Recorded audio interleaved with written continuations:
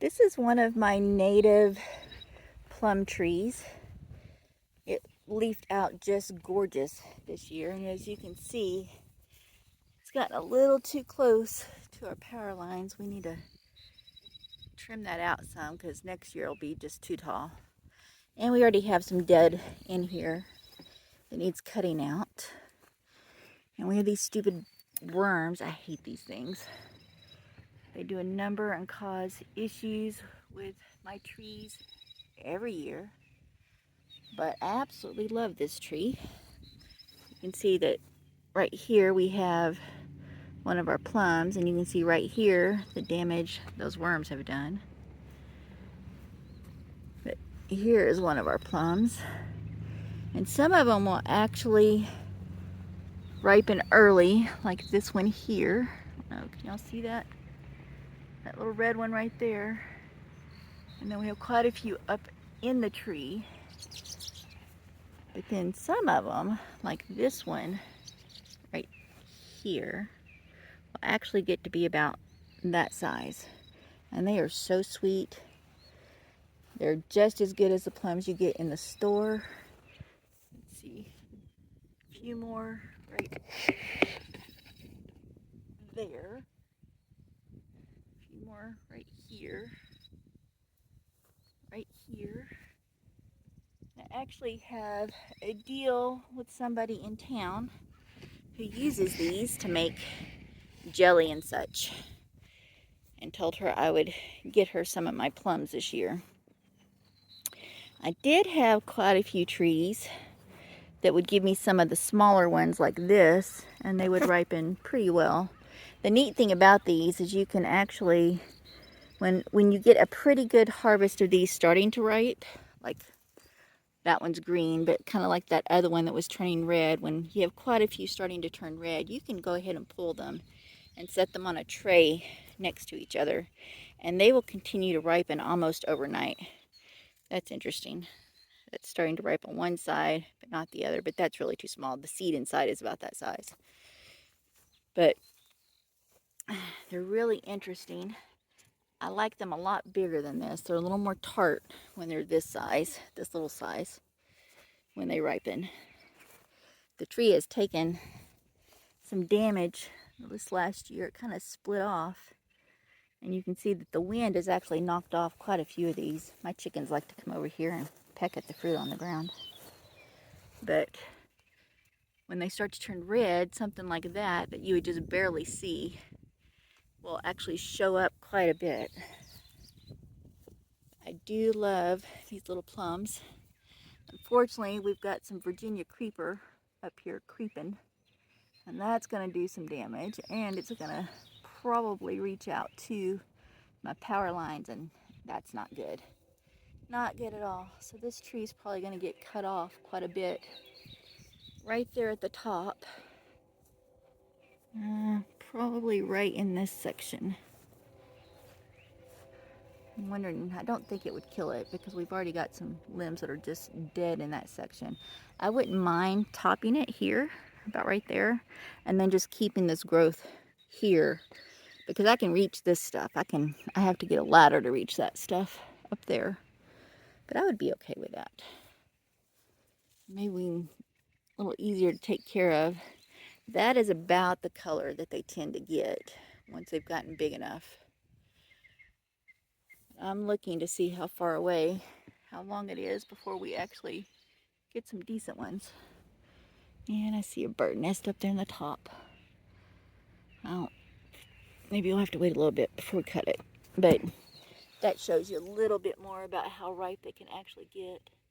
And those will be very sweet. And you can see the wind has just done a number and knocked quite a few of them out.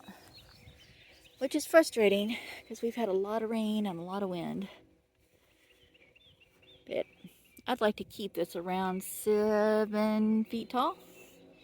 Not any taller if I can help it. Which means all of that up there would go. And I'd be okay with that.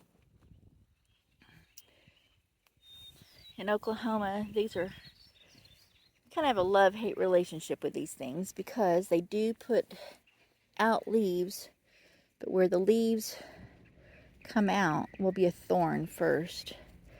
And they can be kind of tricky when they're small. But when they're big, you can see where all those flowers were that didn't turn into plums because of these stupid worms. But when they're big, when they're large trees, then they just look like a tree. Just a beautiful fruit tree. Well, that's sort of your introduction, I guess, to Oklahoma native plums.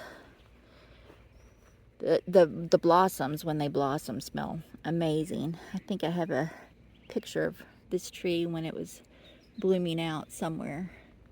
Maybe I'll use it for the thumbnail. But it kind of depends. I'd really like to see some bigger ones, some redder ones. I do see some pretty large ones up there. Trying to make sure I get to the right area, right where that little view is. Alright, glasses. Here we go. Yeah, right in there. There's some pretty large ones. But that's probably 12 feet up in the air. I do have a ladder that would reach that, but I don't know if it'll reach that in the middle of the tree. I'd be reaching for those. Sometimes when they're pretty ripe, you can just shake the branch and they'll just drop. And that's kind of nice. Kind of a fun tree to have. While I was, right before I came over here, I was actually thinning out my peaches on my peach tree here. I have a lot of peaches this year. This is the size tree I like. This one here, I'm 5'4". This is probably about 6 foot tall, maybe.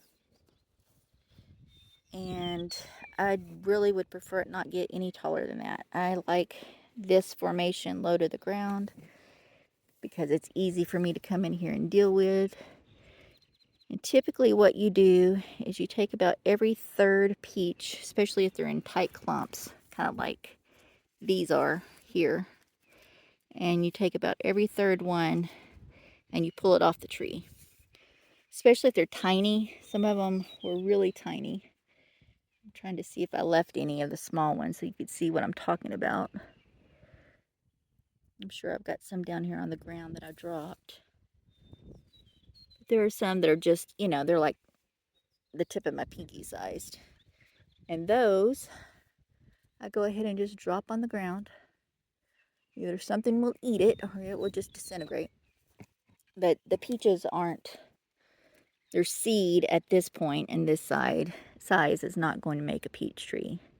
It would have to be a very ripe peach that would be ready and then go through the winter and crack the pit. There's one like that. Oh, come on. Like this. I mean, definitely when they're this size and they're sitting next to peaches that are that size, you go ahead and pull that one off because it's not getting the nutrition it needs, and it's just going to take nutrition away from these and keep them from getting as big as they can. And this isn't the last time I'll do this.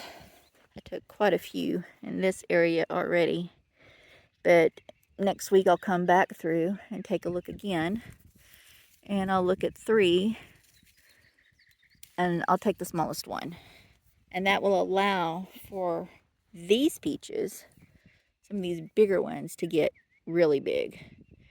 I got 3 last year that were just phenomenal off this tree, and I was very, very sad to see that the winter took this tree. The buds are dead, they're dry, they're not going to open up. This part of the tree is dead. I need to cut this all the way back,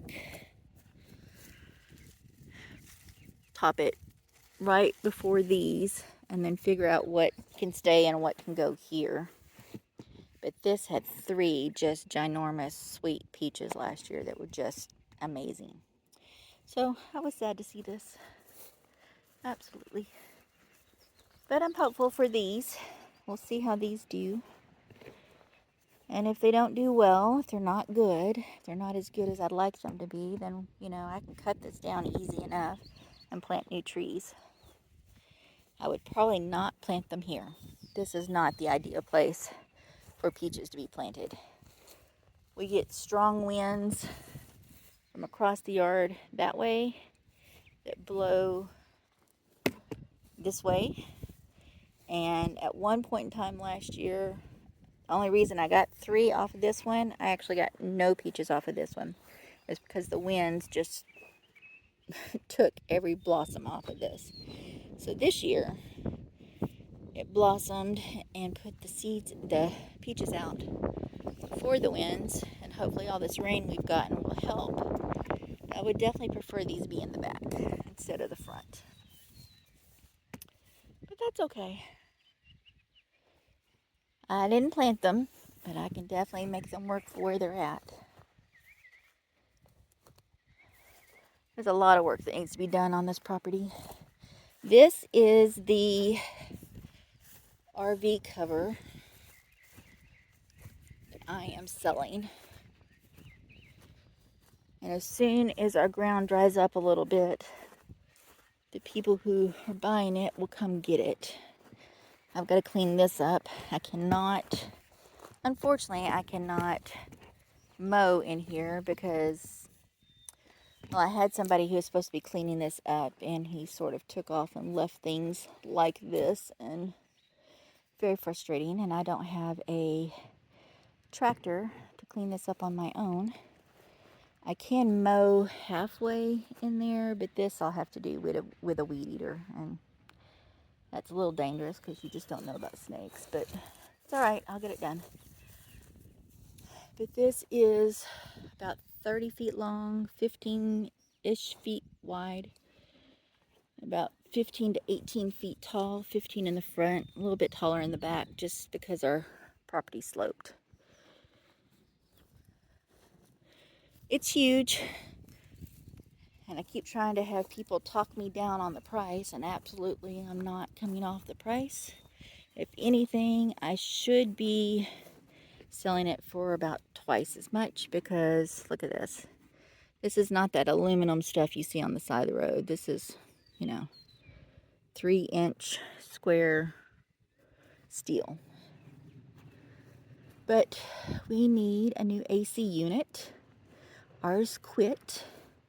And because we need a new AC unit, we don't want to go through the summer without air conditioning. I'm selling it. But it's very nice. We don't really have a use for it. I've thought about moving it, but it's too big for me to move. And I've thought about lowering it. I've thought about a lot of things.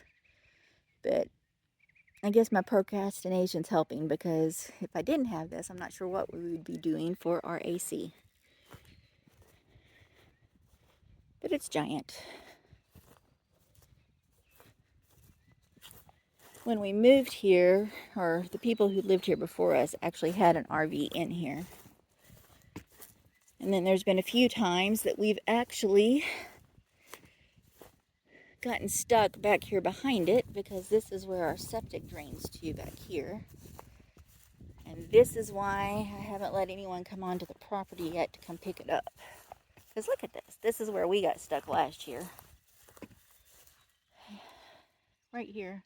We actually got stuck twice. We got stuck over there, and about a month and a half later we got stuck here. So I don't want anyone else to get stuck. I can mow a little bit in here, not a lot, because you can see that there is some gravel in here. And I definitely don't want to ruin my lawnmower.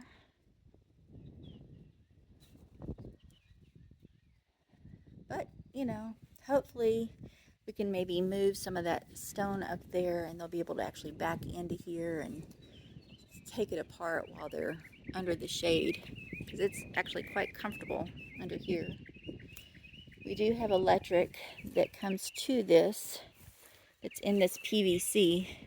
This will stay.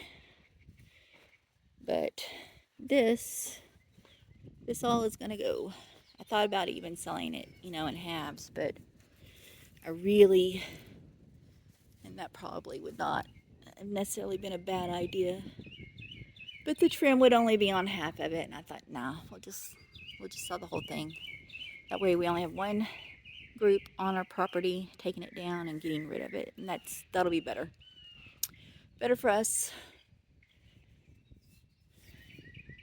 All right, well, I just thought I would give you a little tour of what we have going on right now. It's not a whole lot. I mean, I always have stuff going on. But just sort of walking around, seeing what needs to be done. That needs trimming and mowing. I mowed this last week, needs mowing again. Fanned my peaches. Oh, I am actually trying to figure out what to do up here. This side of the house gets most of the sun until about noon, I guess 1. Here we have quite a bit of shade. It gets, morning sun, and then afternoon it's in the shade. I love the roses on this. I hate the rose bush.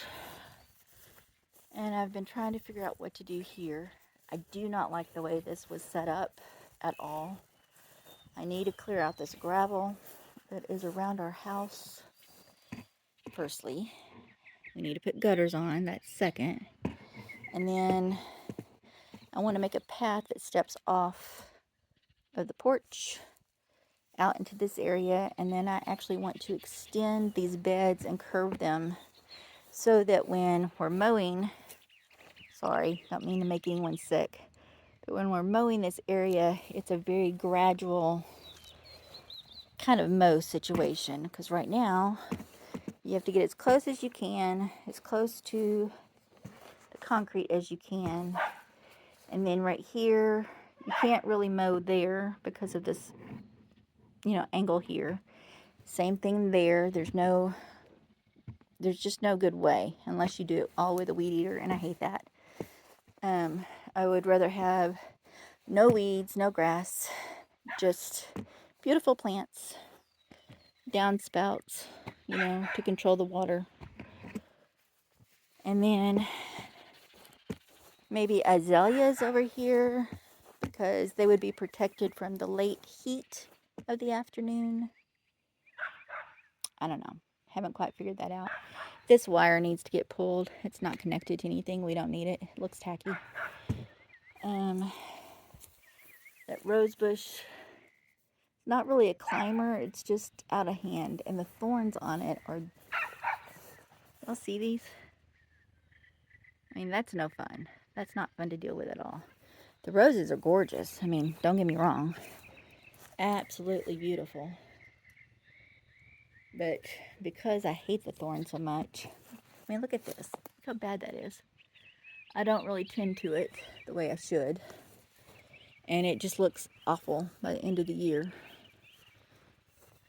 So I really want to just lop it off and dig it out. Maybe that's what I'll do. And then the front, the front of the house is the vein of everything that drives me crazy about this property. This is a Weigelia. It's more red in its blooms.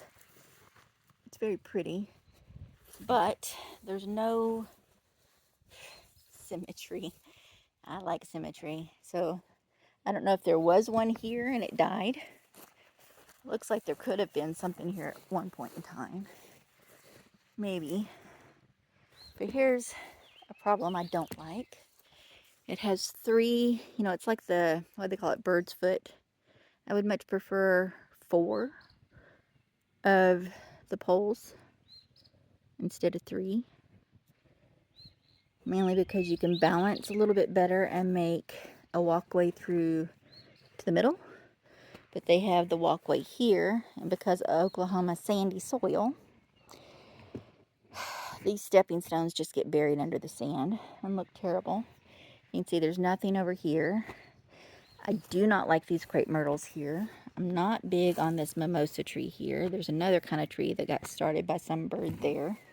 No idea what these are. Szechuan peppercorns or something. I don't know. But they are pokey and they have some thorns on them. But I'd like to get rid of that.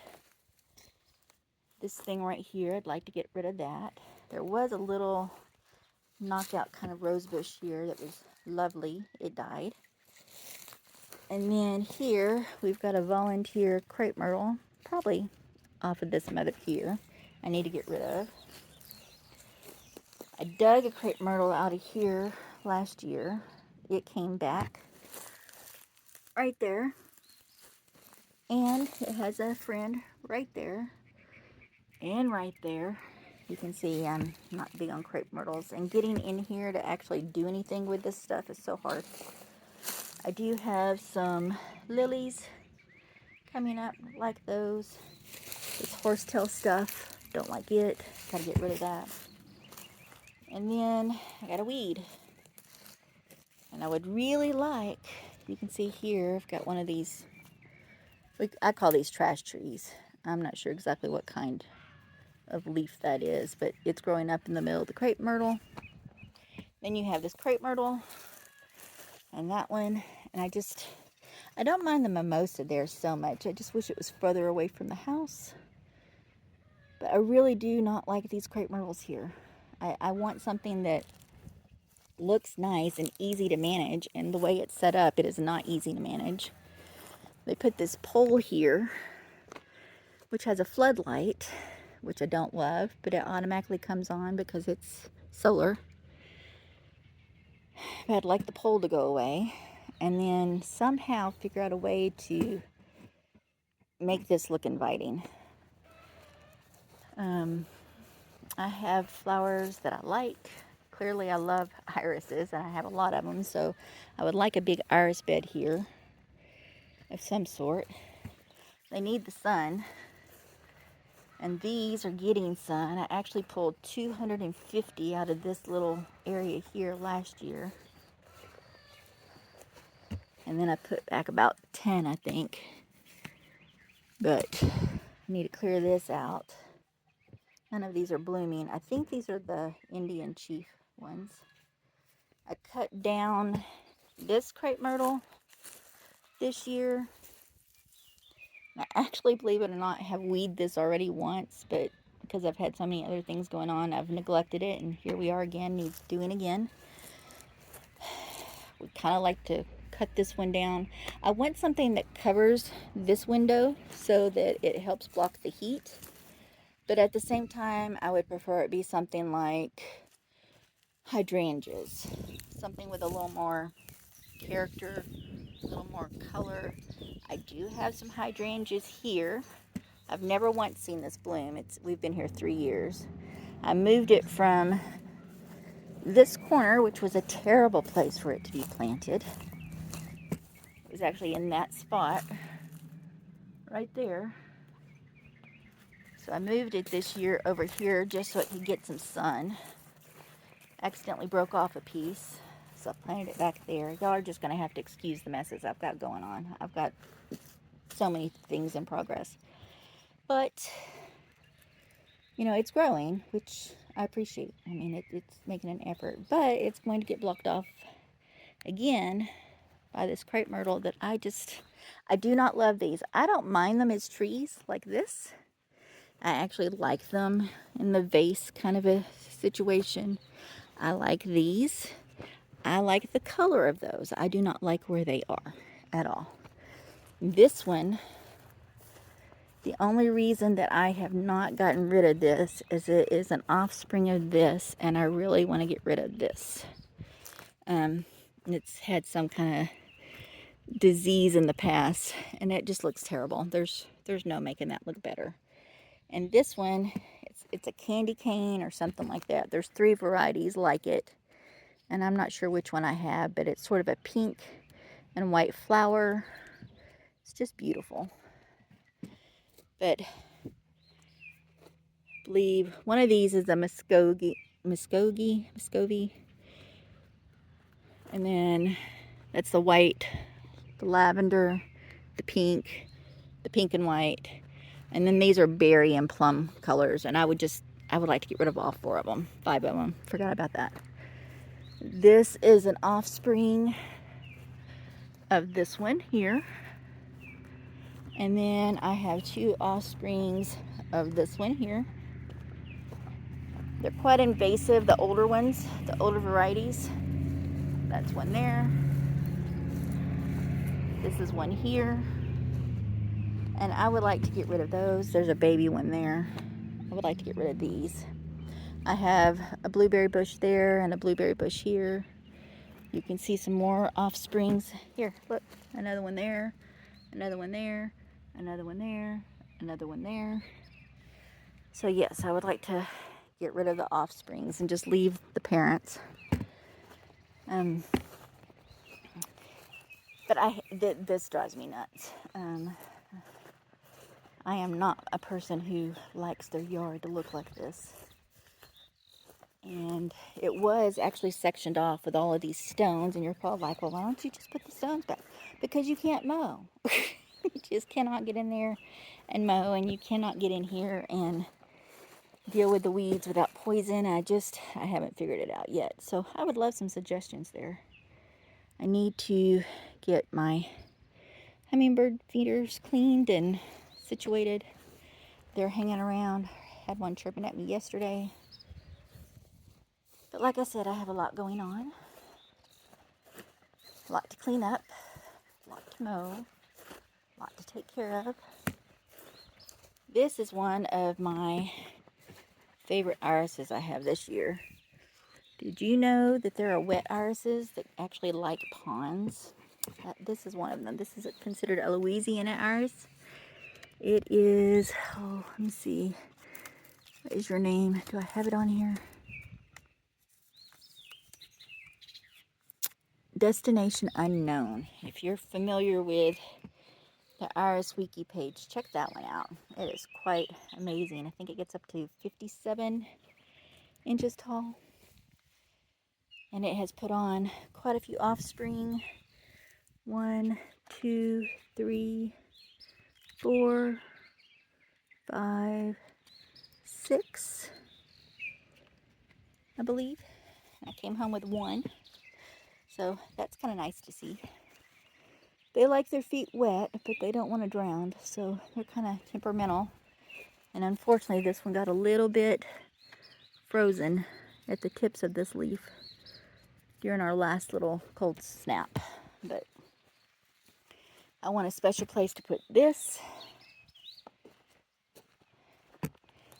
Then I have worked on this. I need to get back in here and weed some more, because you can see the Virginia creeper and there's some poison ivy in here. But my hostas are looking really nice and pretty.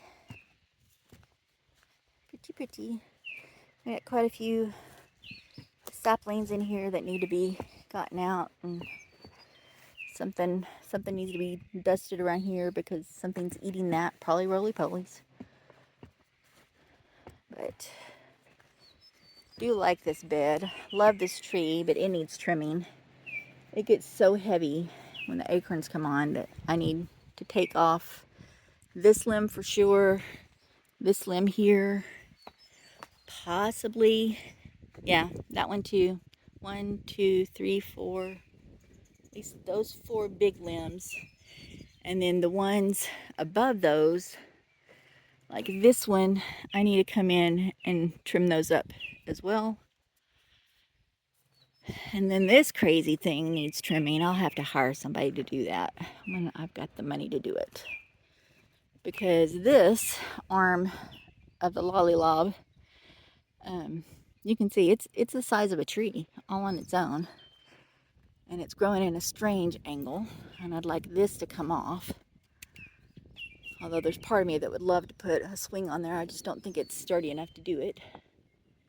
And then this one limb here is mixing it up with the oak tree and our crepe myrtle. So this limb needs to come off. And then we have quite a bit of dead that needs cutting out. And then when you go on this side, and I actually lessened the weight last year of this limb and cut some of it that I could reach. But quite a bit has died in here, and I don't want any of this falling on my head. And we almost got hit in the head with a limb a week and a half ago. We were sitting here and one fell out. Not huge, about, you know, the size of this thinner one right here. But it was enough to remind me this needs to get taken care of pretty soon. Make it look a little better. It eventually, at some point in time, split up there. I don't know if it got topped by a tornado or what, but it needs cleaning up. It needs to look better and taken care of a little better. And then that will help give some sunshine. Trimming this one up and the lollipop will give some sunshine to the front yard right in here and underneath the tree. And that will look better. Our vehicles will stop hitting the limbs and that will look better. I need to trim this stuff out. But I've got a lot to do. And it really doesn't matter when it gets done, if it's not all on one day. You know, this is months of work. This isn't a weekend kind of a thing. So I'm working on this here. We were going to use this for a guinea pen, but I can't go get the guineas right now. And so what I'm going to do with it is I'm going to turn it into a shade house for plants. And I've been in the process of cleaning it up a little bit, straightening out the chicken wire here. Need to tie it off a little bit better. And then the second section, I have to redo all of this. And by doing it, it helps curve the wire a little bit better. Using the metal zip ties, it helps pull the wire out a little bit better so you can stand underneath it. And then I have a shade cloth to put on top. And I'm going to move it a little bit more that direction once I get this stuff cleared up. And when I do that, I'll be able to mow here again. But then I'll get some plants in there to sell. So that's kind of the plan here. Again, this is probably more pertinent the most stuff. However, you know, when people come to buy plants, you would like your place to look nice. And right now, it does not look nice. It's very frustrating. This is not appealing. It wouldn't be appealing if somebody was wanting to come look at the house and buy it. It wouldn't be appealing. It's just not appealing. So what I want to do is bring iris beds out here a little bit further. I want a walking path that is ADA compliant from our porch all the way here around to this area.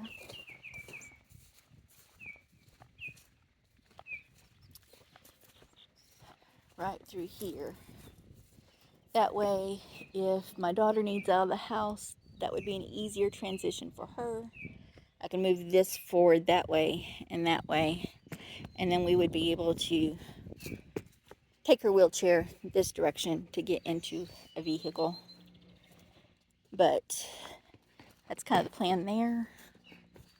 And then, of course, since nothing's really growing out here, except irises need sun, so somewhere right in here on this side of the path, I would like to do more irises and go all the way here in front of the house. Irises and lilies, daffodils, daisies, native flowers, black-eyed Susans, you know, just a little bit of everything that blooms all through the seasons. Curve that back around to that side and then sort of mimic that side, but with shadier, hardy plants. Well, I am just rambling on, and this is not at all where this video had originally started. So I'm going to let you guys go. Just putting my thoughts out there. Probably won't even post this video. At least not all of it. I'll let you guys say hello to Mr. Piercic. Say hi. Is that my dirty boy? Yeah, little dirty boy. Alright, well that is all for today. I will talk to you guys later. Bye now.